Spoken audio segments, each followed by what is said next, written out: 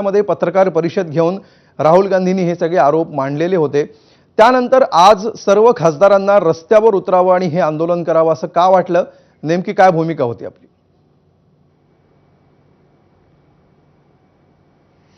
असं आहे, महाभारतामध्ये द्रौपदीचं वस्त्रहरण दुर्योधन आणि दुःशासनाने जेव्हा केलं होतं त्यावेळेला सगळी जी सभा होती ती मुख गळून त्या ठिकाणी गप्प बसली होती किंवा ही स्वस्थपणे पाहत होती, डोळे बंद करत होती। काही लोक त्याला साथ देत होते आणि त्यावेळेला भीष्माचार्य, द्रोणाचार्य सारखे सगळे जे काही मंडळी होती ती देखील त्या ठिकाणी शांतपणे बघत होती।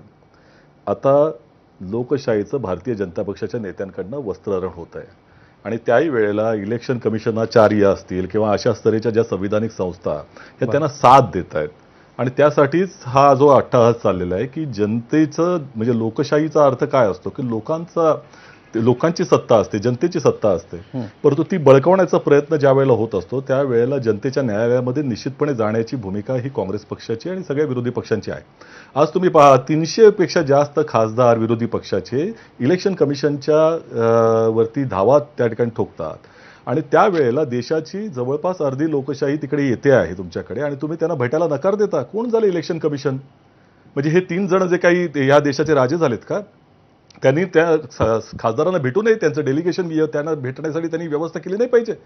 आणि ते जर आक्षेप नोंदवत असतील तुमच्या तर तुमच्या निवडणूक प्रक्रियेच्या एकंदरच संपूर्ण कारभारावरती प्रश्नचिन्ह उपस्थित होत आहे आणि ज्या पद्धतीचे आता उत्तर देण्याऐवजी पारदर्शकता आपण किती पद्धतीनं चांगल्या पद्धतीनं त्या ठिकाणी राबवत आहोत हे दाखवण्याऐवजी विरोधी पक्षाच्या नेत्यांवरतीच त्या ठिकाणी जर हल्लाबोल करत असतील तर निश्चितपणे याच्यामध्ये दाल में कुछ काला नाही, पूर्ण दाल काळी आहे अशाच तऱ्हेचं चित्र दुर्दैवानं जात आहे आणि ते या देशातल्या जनतेच्यासाठी अत्यंत वाईट आहे। कारण तुमच्या मताचा अधिकार जो आहे या लोकशाहीत म्हणजे प्रजा असताना पूर्वी हजारो वर्ष आपण प्रजा राहिलेलो आहोत, नागरिक या देशाच्या संविधानानं बनवलं आणि त्या मताच्या अधिकारानं बनवलं आणि तोच जर अधिकार तुमचा काढून घेतला जात असेल, त्याची चोरी होत असेल तर यापेक्षा वाईट गोष्ट देशाच्या जनतेसाठी असणार नाही आणि यासाठी हे आंदोलन चालू आहे।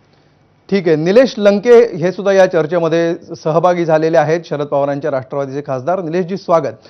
केशव उपाध्यायांकडे मी आता जाईन।